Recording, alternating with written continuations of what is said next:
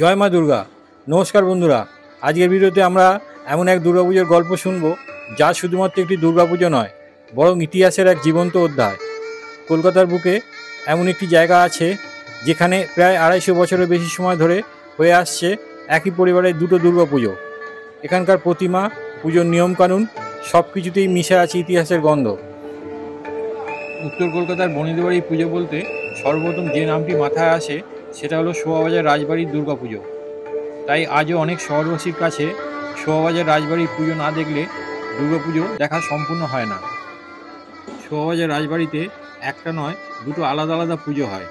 নবকৃষ্ণ স্ট্রিটে যে দুটো আলাদা বাড়িতে দুটো দুর্গাপুজো হয়ে থাকে, একটা হলো বড় বাড়ির পুজো আর একটা ছোট বাড়ির পুজো। প্রথমে আমরা বড় বাড়ির পুজোটা দেখি। আর আমরা এখন দাঁড়িয়ে আছি শোভাবাজার রাজবাড়ির প্রধান প্রবেশদ্বারের সামনে। চলুন ভিতরে গিয়ে এই রাজবাড়ির দুর্গাপুজোটা দেখে নেওয়া যাক। 1757 সালে পলাশী যুদ্ধের পর মহারাজ নবকৃষ্ণদেব পলাশী যুদ্ধের ইংরেজ সেনাপতি রবার্ট ক্লাইভ ও তার সহযোগী ঘনিষ্ঠদের খুশি করার জন্য এই বাড়িতে আমন্ত্রণ করেন। তখন ছিল দুর্গাপুজোর সময়। এই বাড়িতে ধুমধাম করে দুর্গাপুজো শুরু হয়েছিল। সেই পুজোয় আমন্ত্রিত ব্যক্তিদের মধ্যে ছিলেন রবার্ট ক্লাইভ, ওয়ারেন হেস্টিংস সহ আরও অনেক বিশিষ্ট ব্যক্তিরা। তাদের খুশি করার জন্য নাচ, গান ও খাওয়া দাওয়ার এলাই আয়োজন করেছিলেন নবকৃষ্ণদেব সম্পূর্ণ অন্য একটি ঘরে। শোনা যায় লগ্ন থেকে নামকরা বাইজিদের এখানে এনেছিলেন। এসবের মধ্যে পুজোর পদ্ধতি চলেছিল কিন্তু হিন্দু সনাতন শাস্ত্র ও সম্পূর্ণ নিয়ম নিষ্ঠা মেনে, যা 250 বছর পরেও এখনও একইভাবে চলে আসছে। লাল ও সাদার উপর এই বাড়িটি খুব সুন্দরভাবে সাজানো।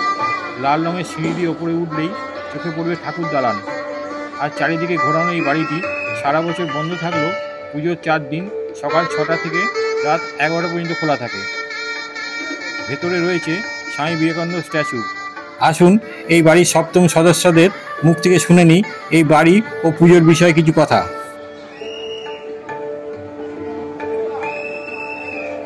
নমস্কার ম্যাডাম। রাধাকান্তদেব থেকে 7 জেনারেশন। আচ্ছা আচ্ছা। আর এই রাজবাড়ির বিষয়ে কিছু যদি একটু আমাদের বলেন। আমাদের বাড়ির পুজো তো দেখতে পাচ্ছেন, আমাদের 1757 সালে আমাদের পুজোটা শুরু হয়েছিল। এইটা আমাদের পড়ছে 269। বাংলাদেশের প্রথম মাতৃ আরাধনা দুর্গা পুজো আমাদের বাড়ি থেকেই শুরু, এবং এখানে সেই হিসেবে সেই সময় ইংরেজদের আমরা ইনভাইট করেছি। হ্যাঁ, ইনভাইট করা হয়েছে, কিন্তু ওনাদেরকে এইখানটা আমাদের দালানে ওনারা যদি মেছোরা ছিল, সেদিন আমাদের দালানে ঢুকতে দেওয়া হয়নি। সেজন্য ওনারা ওই পাশে যেখানে রয়েছে, আমরা যে দালানটা রয়েছি বসে, উল্টো দিকে একটা দেখবেন নাচঘর আছে, ওই নাচঘরে ওরা বসে থাকে।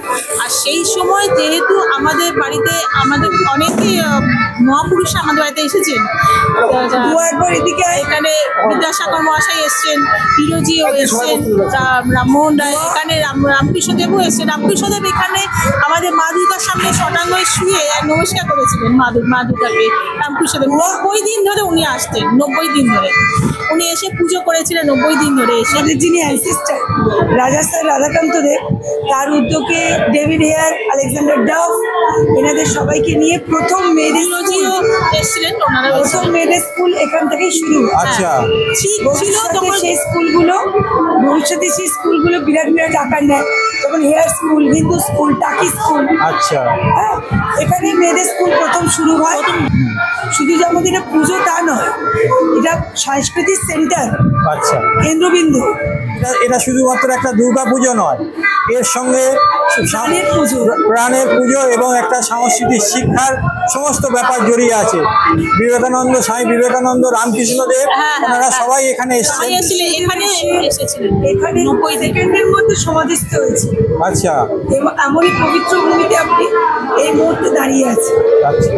তারপরে এখানে স্বামী বিবেকানন্দ এখানে এসেছিলেন 1897 সালে। উনি এসেছিলেন শিকাগো জয় করার পর উনি এসেছিলেন।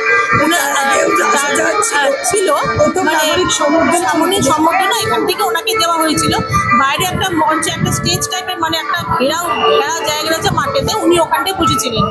তখনকার দিনে মানে 12,000 লোক মনে হয়েছিল ওই সময়। মানে বিবেকানন্দ যখন যখন সবাইকে বক্তৃতা দিচ্ছেন তখন তো সে সময় মাইকও ছিল না। সেই সময় মানে একজন আরেকজনকে বলছেন, আরেকজন দাদা কি বললেন উনি, আবার আরেকজন দাদা কি বললেন, এইভাবে বাইরে ভেতরে যত লোক ছিল 12,000 মতো লোক ছিল, প্রত্যেকে মানে কানে শুনে শুনে এইভাবে সবাইকে জানানো হতো যে স্বামী বিবেকানন্দ উনি কি বলছেন। তখনকার দিনে মাইকও ছিল না। আচ্ছা ম্যাডাম, এখানে যে আমি বাইরে আসতে দেখলাম বা শুনলাম এখানে দুটো বাড়ি, বড় বাড়ি ছোট বাড়ি, এই দুটো বাড়ির রহস্যটা যদি একটু বলেন। বড় বাড়ি ছোট বাড়ি বলতে আমরা একই পরিবারের দুটো অংশ বলতে পারেন। নবকৃষ্ণদেব যিনি অ্যানসেস্টার রাজা স্যার রাধাকান্ত দেব, তার দাদু ছিলেন। আচ্ছা। তিনি ছিলেন সিরাজদৌল্লার একজন কর্মচারী, ঠিক আছে। মোহরি। পলাশির যুদ্ধ যখন হয় তখন তিনি ইংরেজদের পক্ষে ছিলেন। যদিও উনি কাজ করতেন সিরাজদৌল্লার সঙ্গে, তৎসত্ত্বেও উনি ইংরেজদের পক্ষপাতিত্ব করেছিলেন। এবং প্রথম দুর্গাপুজো যে এত বছর আগে শুরু হয়েছিল সেটা নবকৃষ্ণদেবই শুরু করেছিলেন। তারপরে তার নাতি রাধাকান্ত দেব খুবই শিক্ষিত মানুষ ছিলেন। প্রথম বাংলা থেকে সংস্কৃত ডিকশনারি উনি লিখেছিলেন, শব্দকল্পদ্রুম।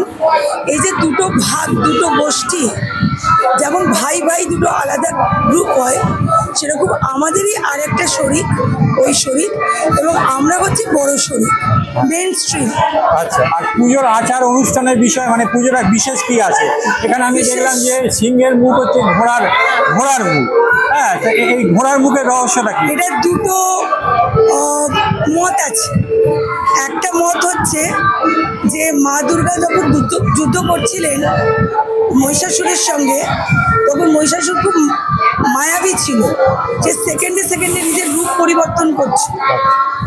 সেই সঙ্গে সঙ্গে মা দুর্গার সমস্ত কিছু অ্যাক্সেসরিজ এবং তার সাথে তার বাহন, তারাও সেকেন্ডে নিজের রূপ পরিবর্তন করছে। আচ্ছা আচ্ছা। হ্যাঁ, একটা সিংহকে দেখে একটা মোষ যতটা না ভয় পাবে, একটা ঘোড়াকে দেখে তত ভয় পাবে না, সে বেরিয়ে আসবে। তখন সিংহ তার নিজের রূপ পরিবর্তন করে আসল রূপে সিংহ রূপে গিয়ে তাকে আক্রমণ করতে পারবে।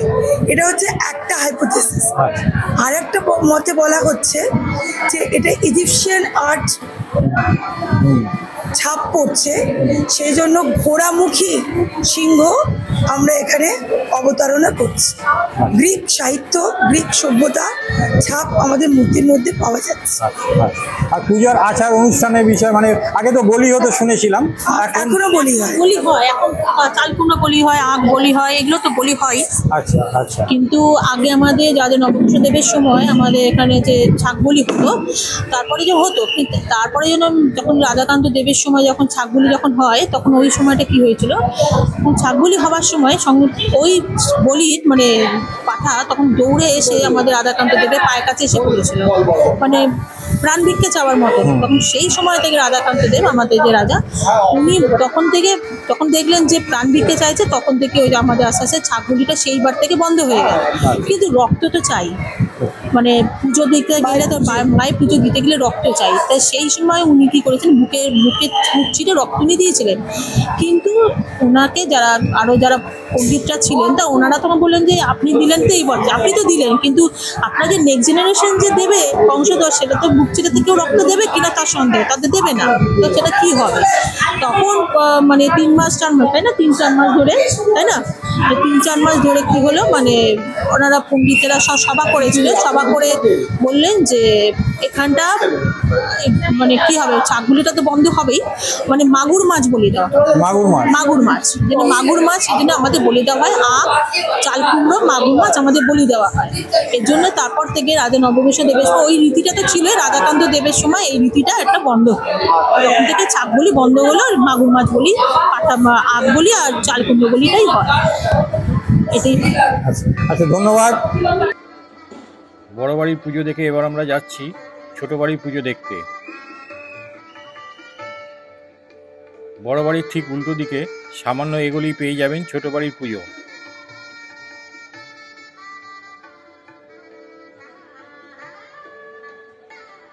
এই হলো ছোট বাড়ির প্রবেশদ্বার। আমরা এখন প্রবেশ করছি ছোট বাড়ির ভেতরে।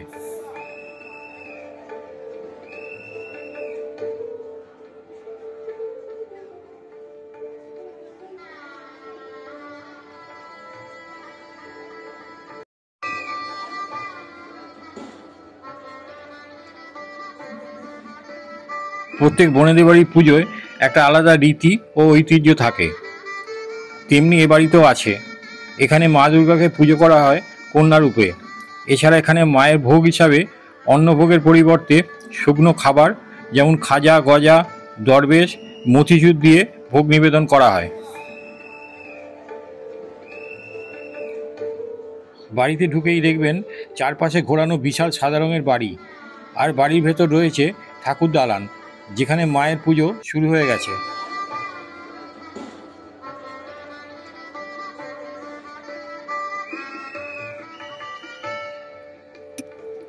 শোভাবাজার রাজবাড়িতে 108 প্রদীপ জেলে সন্ধি পুজো হয়। আগে এখানে কামানের গোলার শব্দে সন্ধি পুজো শুরু ও শেষ হতো।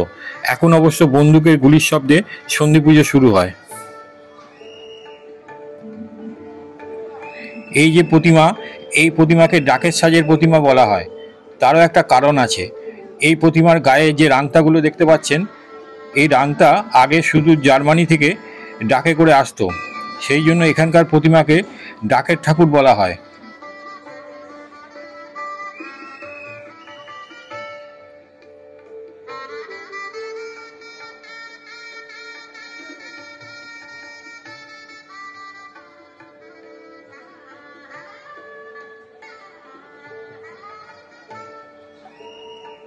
আমি এখানে শোভাবাজার রাজবাড়ির দুর্গাপুজো ও এই বাড়ির সংক্ষিপ্ত ইতিহাস তুলে ধরার চেষ্টা করলাম। আমার এই ভিডিওটা আজ এই পর্যন্ত। এই ভিডিওটা যদি আপনাদের ভালো লাগে, লাইক, শেয়ার, কমেন্ট ও সাবস্ক্রাইব করে আমার পাশে থাকবেন। আজকের মতন এখানে বিদায়। আবার দেখা হচ্ছে পরের অন্য কোনো ভিডিওতে। ধন্যবাদ।